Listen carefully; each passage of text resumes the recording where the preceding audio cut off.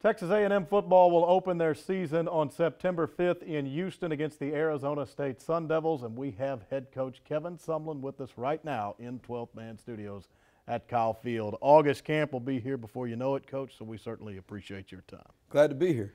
If we think back what you're coming off of, the Liberty Bowl, a win over West Virginia, your third bowl win here at Texas A&M.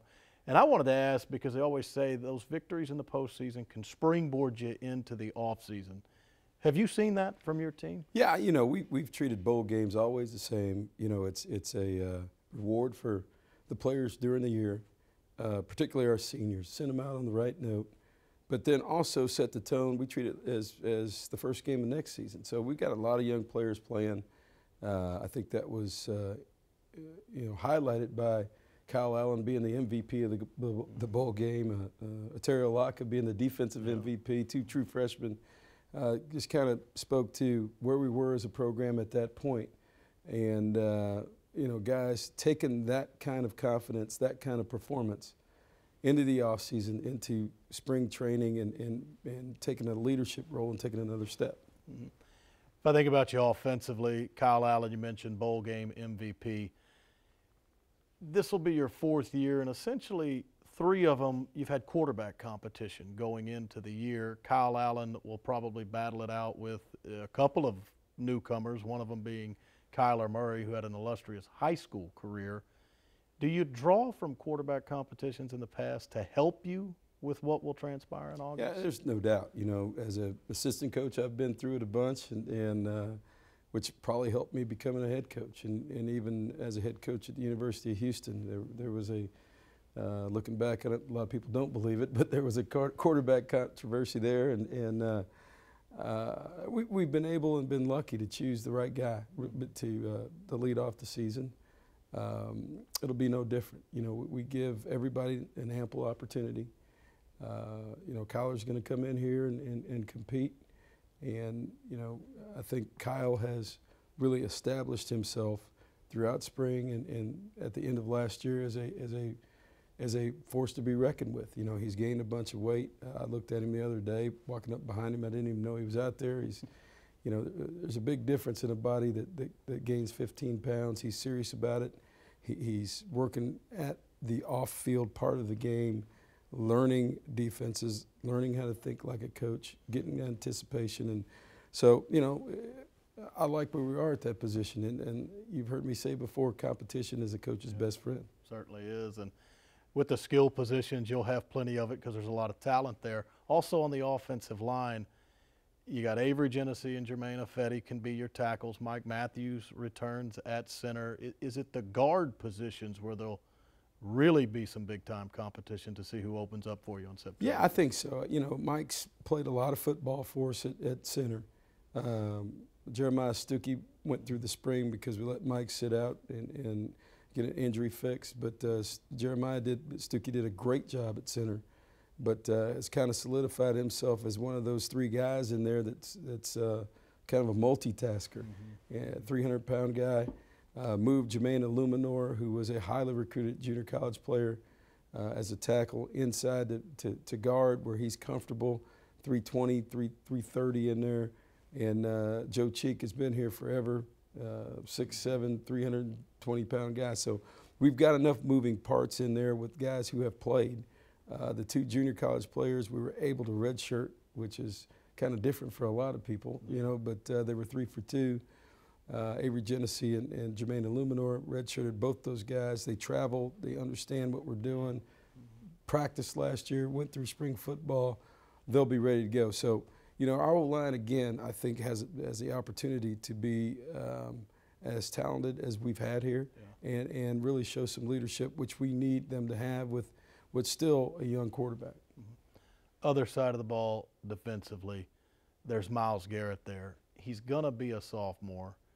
Is it too soon to label a guy a game changer when they're that young, or is it the time to say that about Myles? I don't know. I think he's got that kind of ability. Mm-hmm. I think he's got that kind of mindset. To break Jadeveon Clowney's record as a freshman for a freshman sacks. I think he wants to lead the country in sacks. I think there'll be another plan for him now that people know who he is. The key, I think, will also be Deshaun Hall on the other end, a guy who's really kind of grown into his own, 6'6", 260, really a prototypical type of defensive end for us. Speed guy off the edge, and Coach Chavis's new style. So, certainly people are going to have a plan for Miles, and we're going to have some other people create some opportunities, keep that protection even for him to get some one-on-one so he can be the game changer that he can be. And we got to be creative on defense to do that. And I know that we're doing that. Mm-hmm.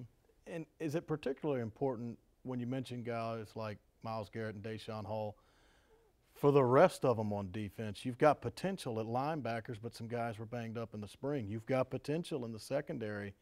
Do they all become progressively better the moment those front four really do their job? Yeah, I think so. You look at, our linebackers last year to end the year with Josh Walker and, and Otero Laka, who was the MVP of the bowl game, a true freshman. A.J. Hilliard got hurt in the first game of the year, broken ankle, was having a great game against South Carolina. He'll be back. He was 245 the other day. The two safeties who started the game were two true freshmen last year, and Armani Watts, so Donovan Wilson. So those guys, took some lumps last year, but, with a new scheme, with their experience, with their athletic ability and another year of strength and conditioning, I look for them to be a lot better. Yeah, and we've been running some classic games from Aggie football's past all day as we take over the SEC Network here on this July 11th. And up next is the Liberty Bowl, your most recent win. Other than the fact that it was quite frigid in Memphis, Tennessee that day, best memories of that bowl victory that happened this last Well, December? anytime you play, an opponent where you have a lot of knowledge. Dana Holgerson and I, from the Big 12 days, and when I was at Oklahoma and here, and he was at Texas Tech, and then ultimately we worked together at Houston. You can say what you want, but both of us wanted to win that game in the worst way, and we're good friends. So, I think the first conversation was after the bowl pairings came out. He texted me and said, "Come on, really?" It's hard to play a good friend. Right.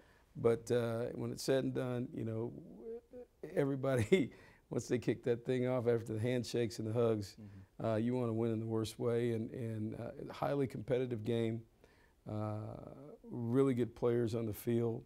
I think the world, if you hadn't seen Kevin White from them before, everybody figured out who he was after he ran by us 3 or 4 times for touchdowns, and then he gets to the combine, he runs I don't know what it was, but for that big, it wasn't a surprise. So a lot of good players, great atmosphere. The Liberty Bowl people, a lot of Zone Liberty Bowl people did a great job with hospitality during the week, and it ended up being an exciting game.